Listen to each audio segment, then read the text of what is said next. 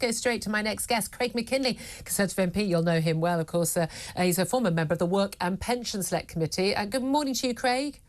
Good morning, Thank Julia. you so much for joining us. A different hat on today. We often talk about net zero. I'm so sorry, our time is very short. Mike Graham's coming in a couple of minutes, but we have got a rather late arrival of a minister, so apologies. We're going to have to rip through this, but I want to talk about workplace absences. I don't know how many days off sick you've had in the last few years. I've managed 3 days off in 7.5 years. 2 of them were just a couple of weeks ago with a lurgy I'm still trying to get over at the moment. But we have seen sickness rates in this country go sky high. In the past year, employees were absent for an average of 7.8 days, so basically a week and a half, 2 days more than the pre-pandemic rate of 5.8 days.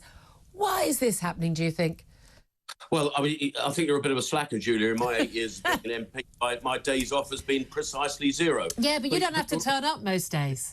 But you're right, the sickness rate has gone up. I mean, I'm not particularly 7.8 from 5.8, not that dramatic. But I think what we're seeing here is something wider in the workplace. We've got a severe productivity problem in the UK. We've got 5 million people on a form of working age benefit. We've got 1 million jobs available. That makes no sense to me. And do you know what I see the root of this, Julia, and I hope you'll agree, is we spent 2 years during the COVID period infantilising people. We created a form of universal basic income, and I think many people have struggled to get out of that rut.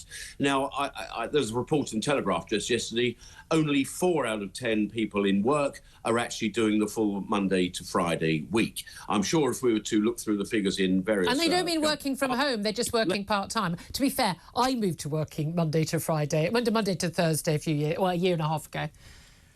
No, I think the point being made is people are not. They've got a Monday to Friday job, but they're not in the office Monday to Friday. Yeah. And who knows? And who knows what they're doing? I like the Digby Jones line on this, which is if you want to work some days at home, that's fine, but not Mondays and not Fridays. You have to be in the office those days. A relevant example. I'm still nominally in practice as a chartered accountant. They don't see me much these days for obvious reasons. But I had a letter back from HMRC on a client case the other day, dated just last week. It was in response to a letter of mine in July 2022, 14 months.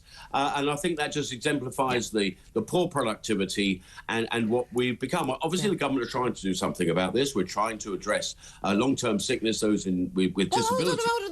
The government can't even get civil servants into the office, for goodness sake.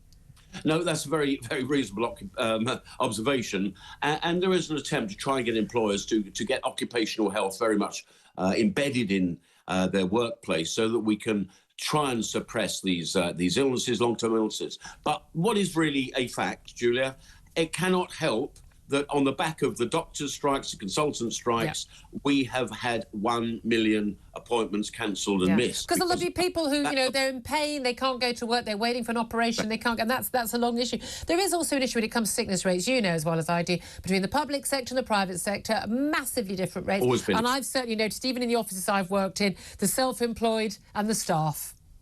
Yeah, absolutely right. I'm sure you'll find those who are on contract self-employed, there would be a very, very low sickness rate. I can guarantee that. But then, wait a second, but then we're blamed. Oh, you come in when you're ill. I'm told off by someone like my daughter going in to school when she had a bad cold. I'm like, she caught it at school. She's perfectly capable of going into school. She's going to miss her lessons. She caught it at school. Why shouldn't she be at school?